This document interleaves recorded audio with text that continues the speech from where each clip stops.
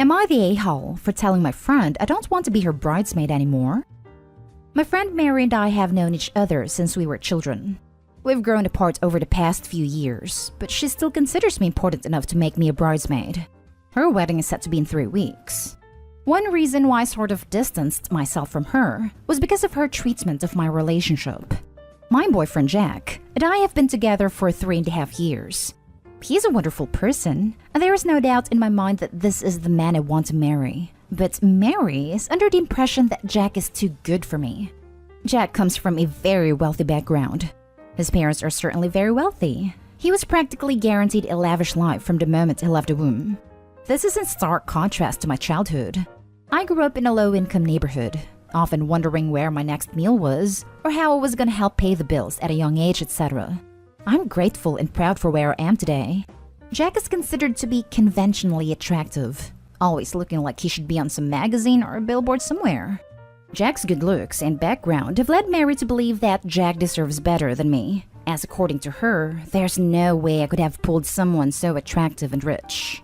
It's pretty disheartening to hear those things constantly, and it does kind of take a toll on you and a friendship. Whenever Jack is around, she's quite polite and respectful, never once making those comments.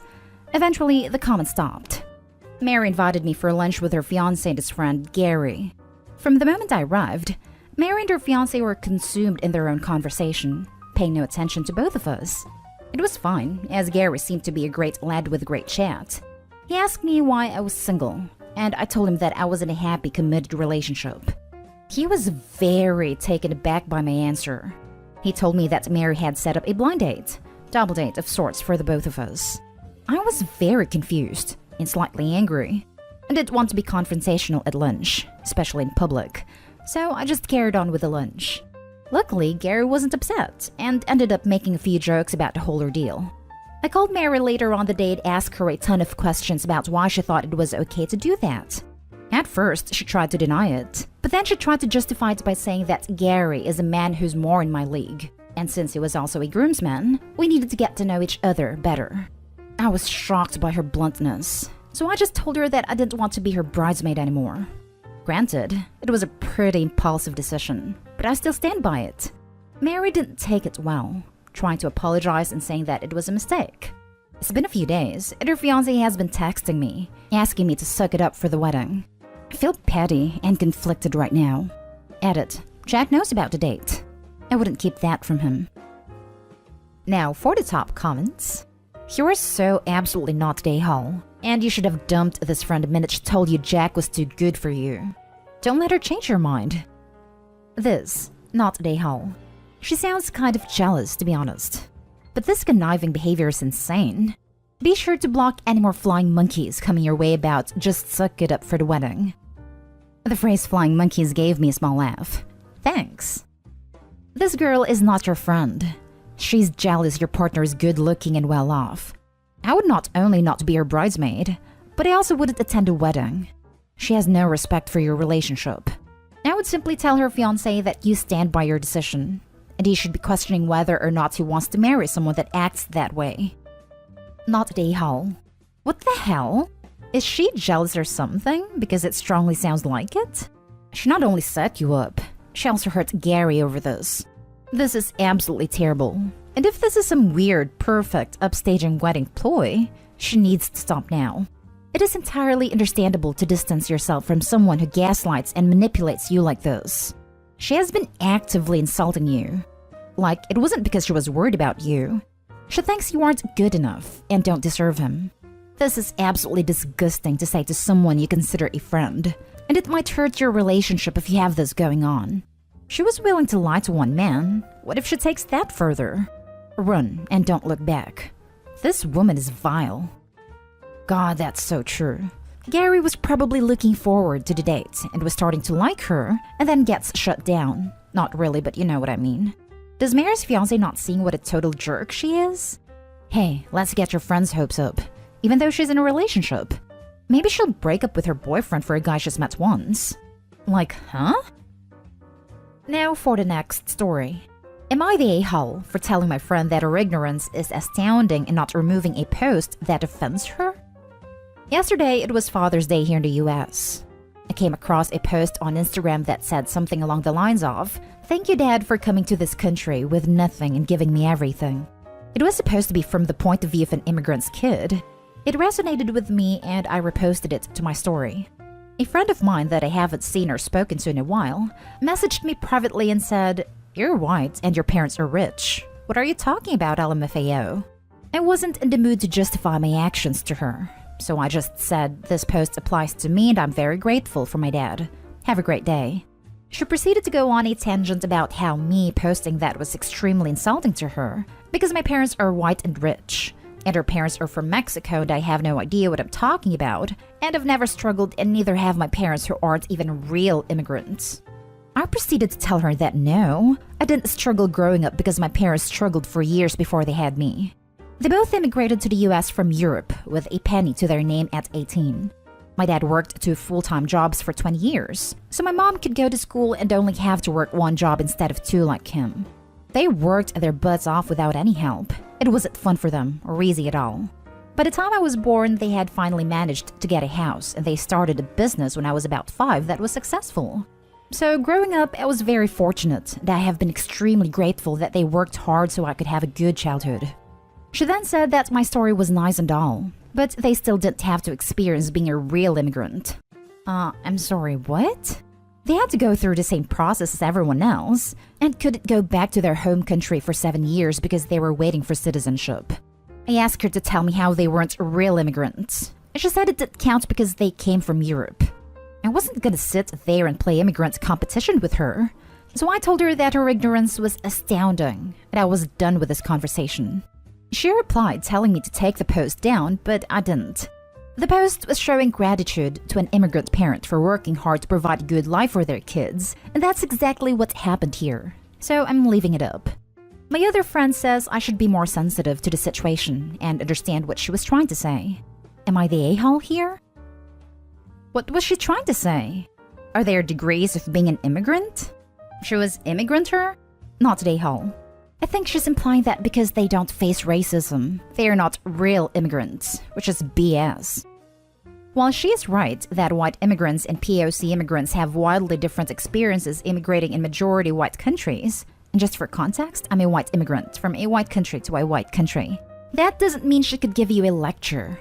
It's not like you said that you went through discrimination based on your race, you just reposted it because it also factually applied to you.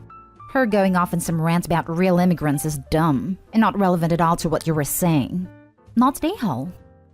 I don't know where Opie's family is from, but you also have to consider that around the time that I suspected Opie's parents moved here, 80s/90s, a lot of Eastern European immigrants were subject to a whole lot of xenophobia and discrimination, thanks to the still rippling after effects of McCarthyism and anti-communist sentiment in the wake of the Soviet collapse. Of course, this isn't applicable if Opie's parents were from Western Europe, but it's still something to think about. Yep, my wife is from Bulgaria. She still gets the commie moniker tossed at her occasionally. That or people think she's Russian and that she must be a spy using me for information. Not the a-hole. This is not the immigrant Olympics. Bless your parents. Next story. Am I the a-hole for telling my friends it must be nice to have people pay for stuff? I have 2 former roommates/friends, Michelle and Amy, obviously fake names. Michelle works in retail management and has been with her company for years, so she has a lot of PTO. She's also married to a man who makes a good amount of money. Amy has been on disability since an accident and also has her mom financing most of her life. I'm single, live on my own, and work as a year-round preschool teacher, started this year. Therefore, I have very little PTO. And I don't have a lot of disposable income like they do. We all live in different states. In December, Michelle had a miscarriage. I was there for as much as I could be from a distance, but I was guilted on more than one occasion that I didn't come to see her. 1, I couldn't afford a flight. 2, I had just finished my probationary period at work and had no personal time off yet. They then tried to plan a few trips which again, I couldn't take time off for. They would get frustrated with me and I'd try to explain I can't take off with no notice. I kept suggesting weekend trips, but they said those weren't worth it. Finally, we all agreed on a trip for the 4th of July weekend. I have some PTO now to take off that Friday and Monday, and I'm obviously off on the weekend days. I was super excited. Then Michelle canceled due to personal reasons, wouldn't elaborate, and I understood, said I was there for her, etc. Yesterday, I saw Amy post on Facebook that she can't wait to see Michelle over the 4th of July weekend. I was confused and texted Michelle asking if the trip was still on or not. I didn't get a response for a while, and finally Michelle said they didn't want me coming. They were mad that it took me so long to agree to a trip, and she still wasn't over me not visiting her during her miscarriage. I got really upset and explained myself. Amy chimed in, group chat, and said I care more about work than them. I snapped and said it must be nice to have a husband who can pay for these trips and a mom to pay your bills. They both got mad, and no one's spoken since. I'm starting to feel bad and wonder if I sunk too low. Maybe I'm being a bad friend? Am I the a-hole? Now for the comments. Absolutely not the a-hole. Your friends are not trying to understand you, but still want you to follow their every wish. That doesn't happen. That's very entitled behavior on their part. If they can't even respect you, you'd be better off without them. Sorry that some of us live in a reality and can't drop everything at a moment's notice. Opie needs better friends. And since she doesn't live close, she has a perfect way to break free. Block them, Opie. Make new friends where you live. Not today, Hole. Your friends are basically ignoring your circumstances while only caring about theirs, putting their needs above your constraints. If they are truly friends, they would have recognized these constraints of yours and be more understanding. It sucks to suffer a miscarriage, but you being there for her doesn't mean you must physically be there. You were there for her morally and also virtually. If she truly needs someone to be there physically, why can't she visit you instead and have a change of pace at the same time? Why must it be you don't have PTO yet to do so? The self-centeredness of both of them is so appalling. I've often wondered this, why don't they come to me? And I think it's because I live nowhere exciting. They both live in big tourist areas, so it's fun. I live close to touristy things, but there's not a whole lot to do. So I guess I'm not exciting enough? Not today, Hole. Glad you didn't spend more money on the trip as they are not friends. These witches are horrible, judgmental elitists. Really disgusted in their behavior, but now you have more time to take care of you. Last story is titled, Am I the a-hole for not teaching or helping a child learn how to swim? For context, I'm a 14-year-old girl who is pretty small and could look 12. I go to a private pool with a friend, a 13-year-old boy, a lot due to the hot weather where I am. All the lifeguards know us, and it's pretty fun when I go. More of our friends and their siblings are there most of the time. It's not very crowded, but still pretty big, with a 2 feet side and the deep end is 8 feet. I went a couple of days ago with my friend. When we got there, his sister and her friends were there too. It was just us, as it was Sunday, and most people here are Christians. We did our normal thing, like playing games, etc. This is where the story starts. All of us are really strong swimmers, so we like playing called alligator. Basically, all you do is someone stands on the edge, and everyone else is on one side. And if the person looks back and sees someone swimming, they jump in and chase the person who started and the people who had to go by force. There are more rules, but that's the basic rules. We did a few rounds until when a lady who was in her mid-40s with her 2 kids, one 12 and one 6. She signs in and sees us playing. She puts her 6-year-old in the shallow end alone and tells her 12-year-old something I didn't hear. I make it to the side they're on, and the lady looks at me and she tells me to watch her 12-year-old and tells me her daughter will be playing the game with us. I thought that was a little bold of her, but I was fine with someone playing with us. Note, I had no clue who they were. The girl was pretty scared of the water. I thought it was odd, but she might have been worried about the coldness of the water. She got in and stood on the ladder you used to get in. By the time everyone was on the side, the round started and the girl didn't go. I asked if she okay and she started right when I asked her that. She fell to the bottom. She didn't know how to swim. She was panicking underwater and the lifeguard jumped in to pull her up. We all stopped in our tracks. The lifeguard talked to the lady. After that, the lady came up to me and said that I needed to ask her child if she could swim and teach her. And we should be doing it in the shallow end because the deep end is too dangerous. I told her she should not be letting her child into a pool in the deep end knowing she can't swim. She called me a bad person and left with her kids. There's way more to the story, but that's the basics. Am I the a-hole? Not the a-hole. What is wrong with that, Mom? It's not your responsibility to teach a random child to swim. She was way out of line for all of it. You don't even have to play with strangers' kids. Former lifeguard here. Parents go to these pools so they can ignore the kids. Lifeguards essentially babysit 40-plus kids and adults because a lot of them don't know how to act or think they can roughhouse the same as they would at home. At the same time, lifeguards are not paid enough for their skill. This surprises me absolutely 0% that this parent did this. Not at a-hole. Not at a-hole. The mother is an idiot.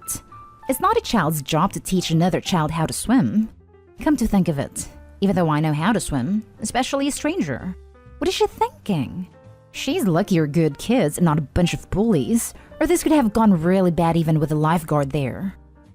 Hell, even if Opie was a lifeguard, this wouldn't fly.